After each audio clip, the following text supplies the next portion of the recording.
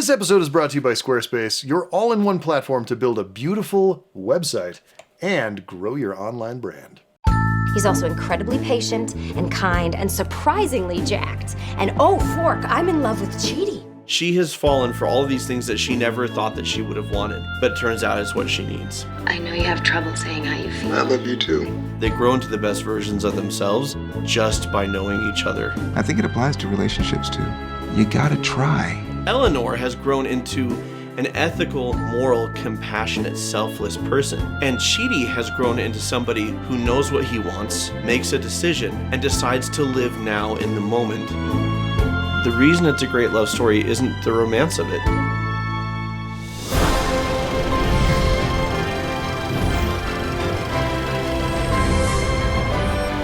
Hello and welcome to Cinema Therapy. I'm Jonathan Decker, licensed therapist who loves movies and TV shows. This is Derek.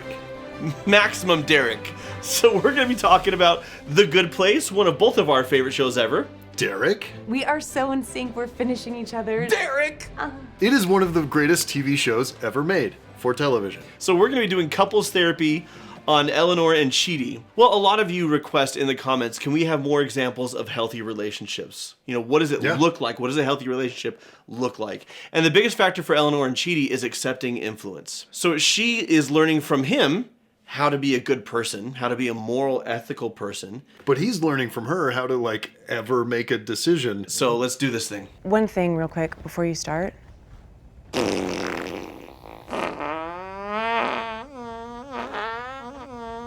What's this about? Well, here's what I realized. It's not just that helping me is a full-time job that you feel you have to do. The real problem is that the more you help me, the greater the chances that I can stay here, and me staying here means you'll never get a real soulmate. I'm basically a utilitarian nightmare. Every ounce of my happiness leads to a ton of pain for you. So every time the simple fact of my existence starts to bum you out, I want you to hold this up. At which point, I will leave you alone for as long as you need. I know we'll never be soulmates, but we're friends. Now get in this boat and read I need to get one of those printed up for every one of my coworkers. So he always wanted to sit in a boat and read French poetry, and then his anxiety kicks in.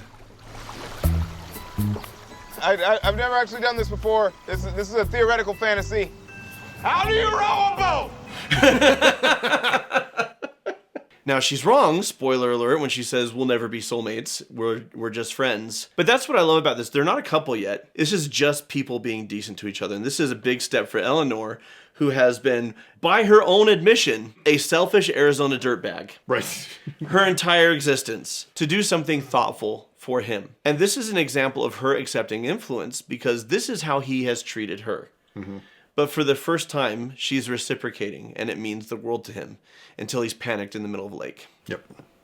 Have you seen our Cinema Therapy website? I have, and it was so easy to build and customize using Squarespace. We found a template that worked really well for us as a starting point. From one of the many professionally designed templates that you can choose from. And then it was so easy to customize with intuitive drag and drop editing and awesome visual designs. Way easier than fixing an afterlife system that dooms humanity to eternal damnation. Squarespace Domains also makes it easy for you to find the best site name for your business, all at one inclusive price. No hidden fees or add-ons required. And every Squarespace domain also comes with advanced privacy and security tools included. Squarespace SEO tools will help you get discovered fast. Faster than a train to the medium place. Nothing's faster than Janet, but it is fast. Every website is optimized to be indexed with an auto-generated sitemap, meta descriptions, and more. So your site will show up on more search engines. And reach more of your ideal audience or your customers. So whether you need to build a website for your new frozen yogurt shop, or sell more of your custom mailman calendars, or for your courses about how to become an afterlife architect who doesn't punt dogs into space, Squarespace will work for you. And you won't have to spend months building a website. Check out squarespace.com for a free trial, and when you're ready to launch, go to squarespace.com/cinematherapy and use code cinematherapy to save 10% off your first website or domain. Squarespace. It's a good place. Ooh, I like that. No. You're wrong. There are way more things I hate about Chidi than like about him. Like what? His stupid Clark Kent glasses, his extensive turtleneck collection. Oh, and he loves ethics so much. He once talked about John Rawls for 2 hours. I timed it. And he only stopped because he saw me timing him. Granted, he laughed and kind of made fun of himself. It was a nice moment, but still. He always twitches his eyebrows when he says absolutism, and he tilts his head whenever I say anything ignorant, but he never makes fun of me, which is nice. He's also incredibly patient and kind and surprisingly jacked. And oh, fork, I'm in love with Chidi. Let's take a little break. I know this is awkward, but as your advocate, and I hope friend, I think you should tell Chidi how you feel. Would a hug make you feel better? No, I don't think that it would. Too late, you're getting one. Thanks, Bomba John. That does make me feel better. So when it comes to love and romance, it's very similar to what you talk about in filmmaking. There's what the character wants. Yep. And there's what the character needs. Yep. And a lot of the best stories, not just romantic stories, but stories period, are about a character pursuing what they want only to discover that what they need is something else. Correct. And it is important to be self-aware enough and recognize what you want, what you're looking for in a romantic partner. Eleanor's never really done that beyond, I mean, you notice when she talks about him being jacked is when she realizes that she's in love with him. Yeah, no, this woman does not know the meaning of the word introspection. But because her whole life, being jacked was basically her criteria for what she was interested in. But as she's rattling off all of these tiny little details that she's noticed about Chidi, she's paid so much attention to him. She has fallen for all of these things that she never thought that she would have wanted. But it turns out it's what she needs. And so there's a balance. There's a balance between kind of building out a list in your brain of what you want and being so married to that list that you miss out on opportunities that could be wonderful for you if you're too rigid. And in Eleanor's case, back to the theme of accepting influence. Accepting Chidi's influence in her life, he's a guy on Earth she never would have given the time of day to, would have thought that he's a huge nerd, and in fact, initially only start spending time with him here out of sheer self-interest and self-preservation. Right. You need to be a better version of yourself, okay? And I do too. And our only hope right now is this kind, selfless, amazing nerd. But as she's learning to be selfless, as she's learning to be kind and compassionate, she realizes, I'm really drawn to that.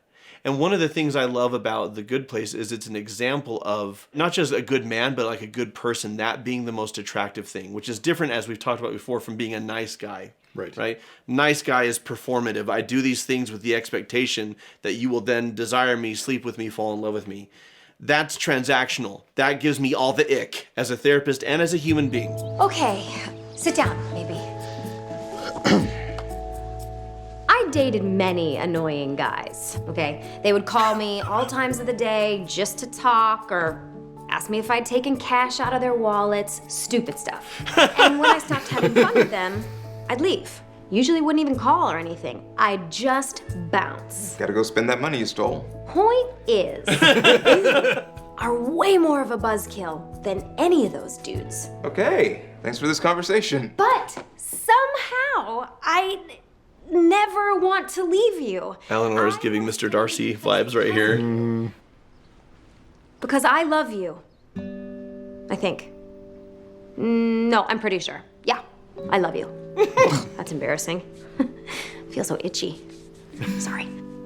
Don't say anything. I just needed to get that off my chest. Okay, I'm gonna go. Catch you later, silly Billy.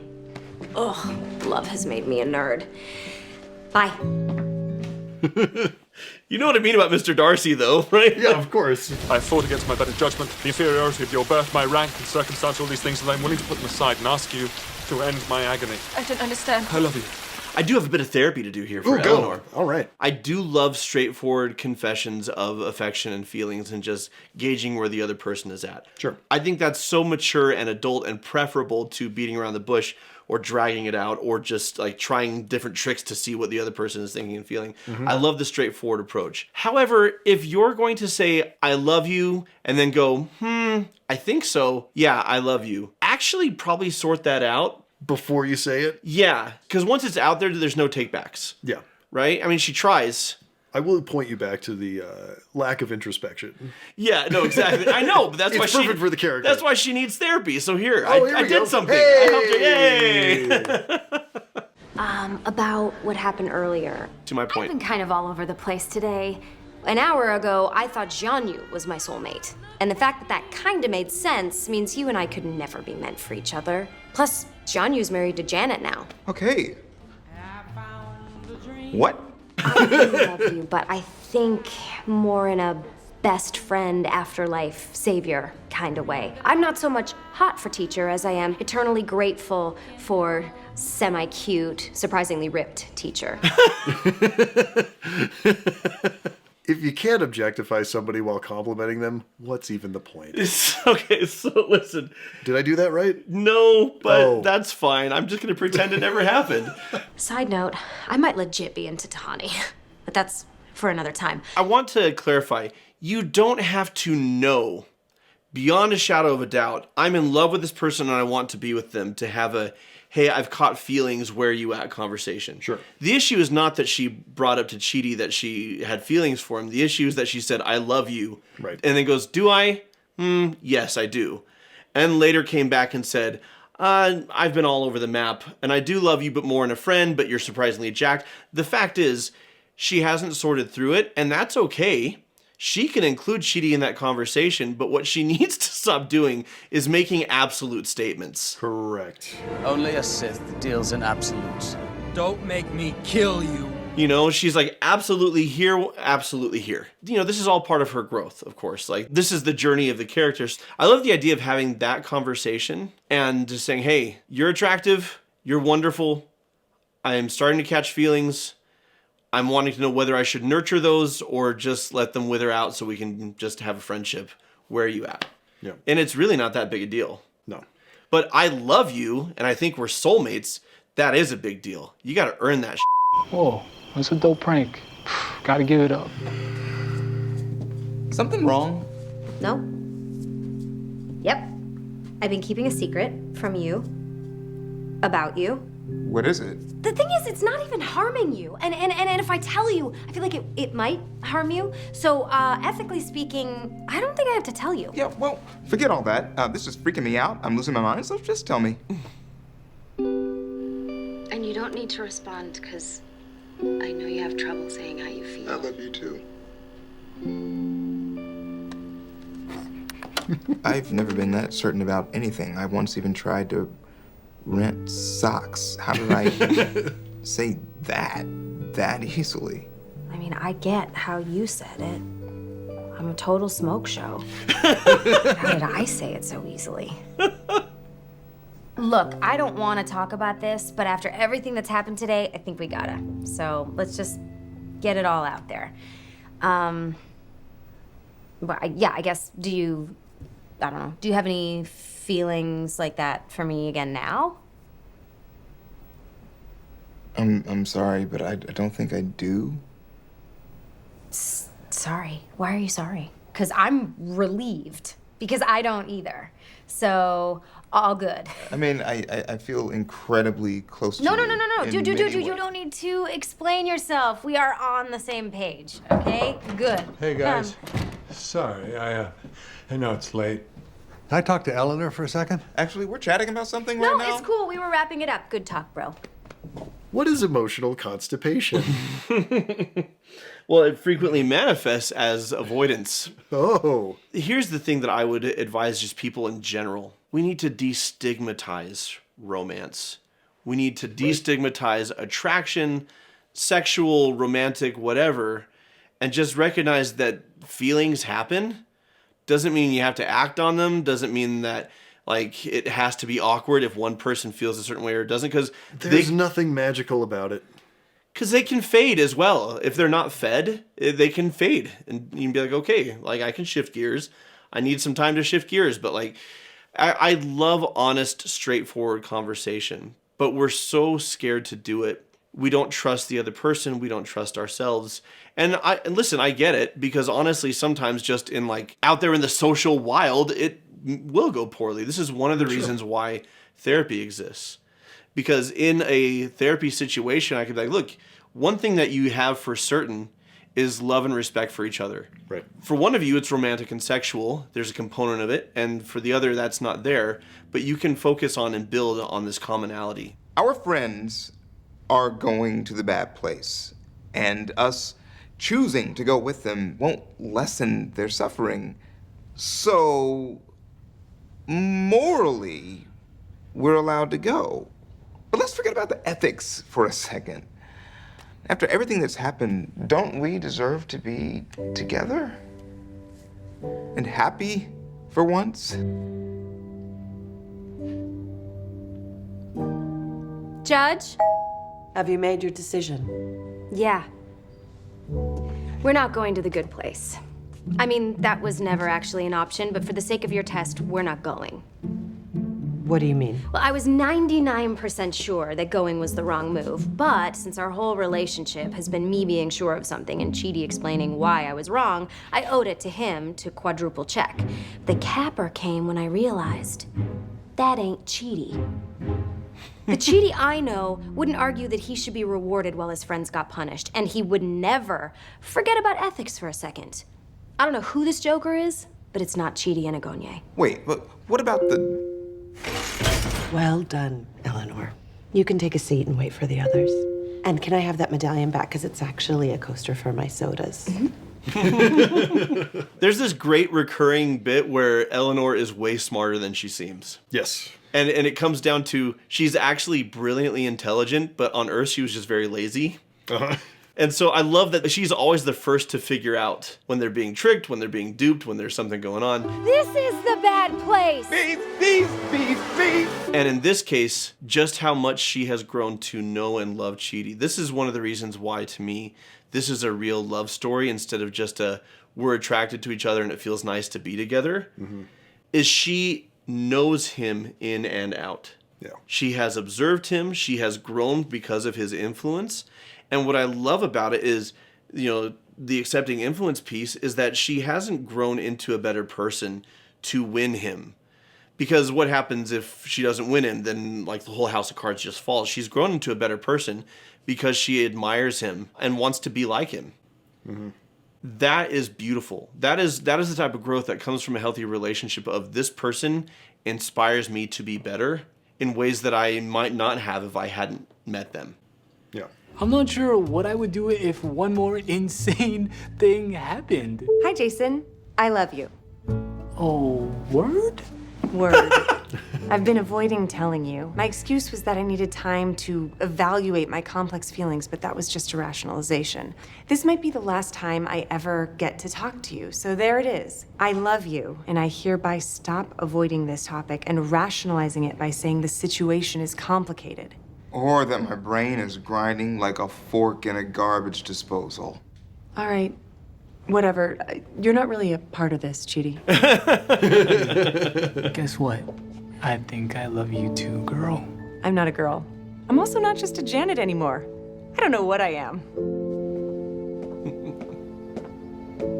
Hey, man. What's up?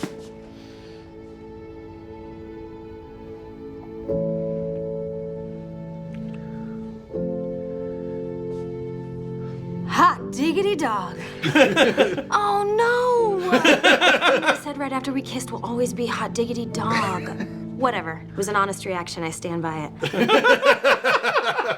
I think Kristen Bell's one of the most talented performers in the world, honestly. She's so damn good. In this show that has the all-time GOAT, the best sitcom performer of all time, Ted Danson, Kristen Bell's right there. Yeah. She's like, yeah, she's so damn good. Yeah. Speaking of Ted Danson, we do a long, villain therapy deep dive into Michael, Ted Danson's character from The Good Place, that is exclusively available on our Patreon. If you go over to patreon.com/cinematherapy, you can sign up, you can support the show, and you can watch us talk about how much we love Ted Danson for an hour. This is a beautiful example of the show does therapy for the characters, with the characters, and we get to watch it unfold. As Chidi is listening to Janet and Jason, he's hearing his own story. He's seeing his own situation. This is one of the truisms of therapy, is you observe and comment on as a therapist and help with somebody else's situation, and it helps you. This is true of every therapist, whether they tell you or not. Something that happens in therapy that helps you, helps them. Something that you say, a breakthrough that you have. This is, I don't know why we even get paid. Chidi, I'm scared. I know. What am I supposed to be doing right now? Okay, you have to watch the show to understand what's going on, but this is the two of them. Remembering. Yeah. Glasses is Chidi. Memories. You need to remember who you are. You're Eleanor Shellstrop from Phoenix, Arizona. Your favorite meal is shrimp scampi. You listed your emergency contact as Britney Spears as a long shot way of meeting her, and your favorite movie is that clip of John Travolta saying Adele Dazeem. You flew halfway around the world because you wanted to be a better person, and it was very brave. You're sharp and you're strong. You make fun of me a lot. You once called me a human snooze button, but you also showed up in my classroom when I was drowning in despair and canned chili, and you basically saved my life. You have very high self-esteem and a very low tolerance for men who wear sandals, and your worst nightmare is someone saying something nice about you to your face, but too bad, because I need to say it, because you deserve it. Because Chidi...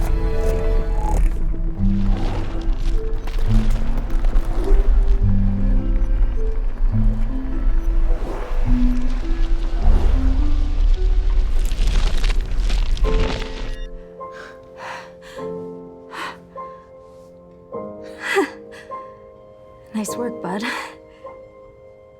Did you mean everything you said, or did you just say it because the world was ending?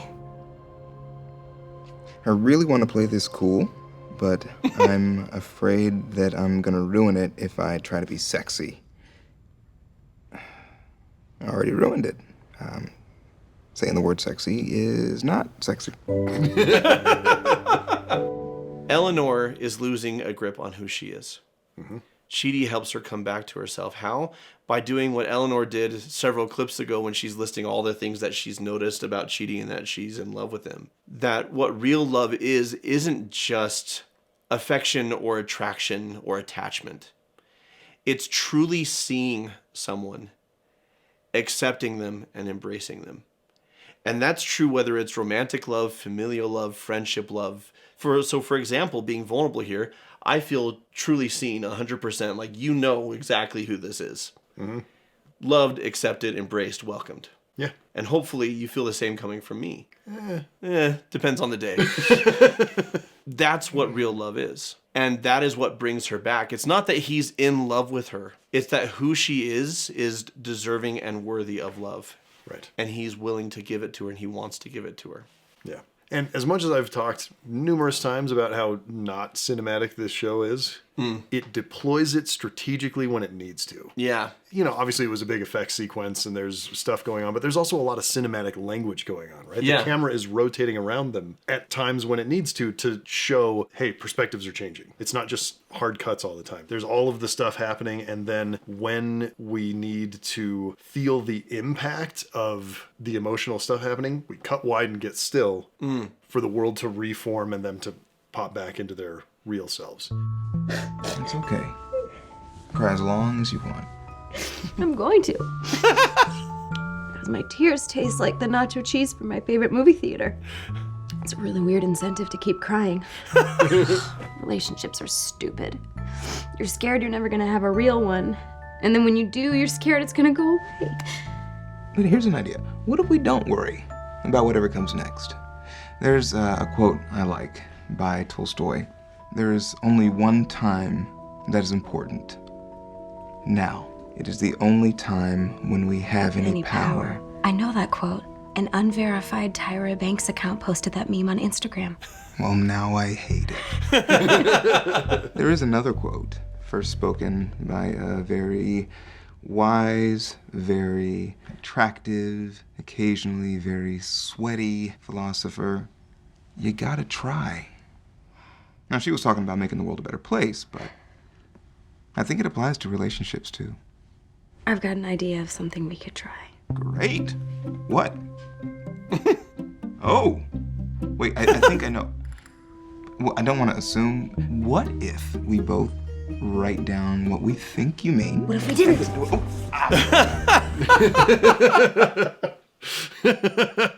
I chose this clip because the whole theme of this episode is accepting influence. He is quoting her back to her. Right.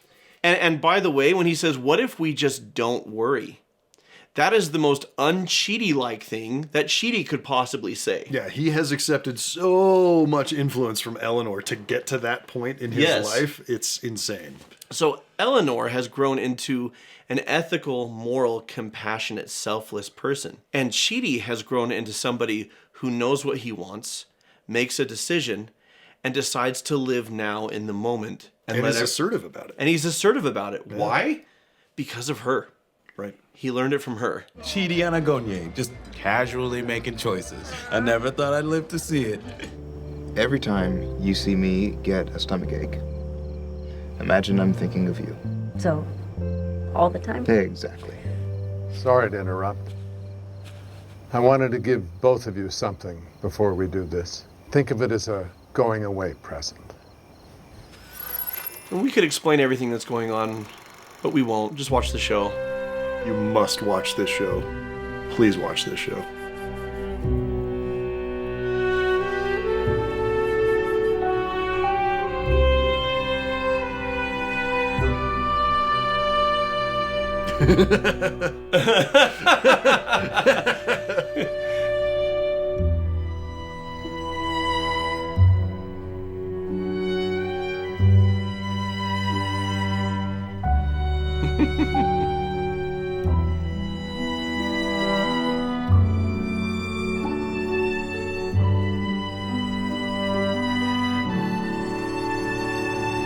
I mentioned earlier, you know, how he gave her total acceptance. He saw her exactly for who she is, and that it was okay to be that. But she did that for him as well. Which is why, as completely opposite as these two are,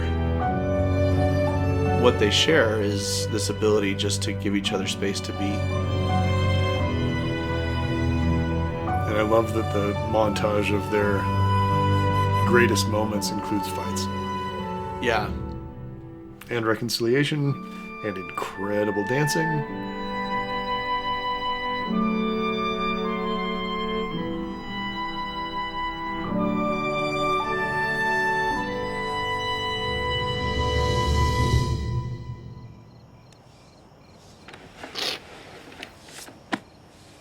I don't normally cry at movies.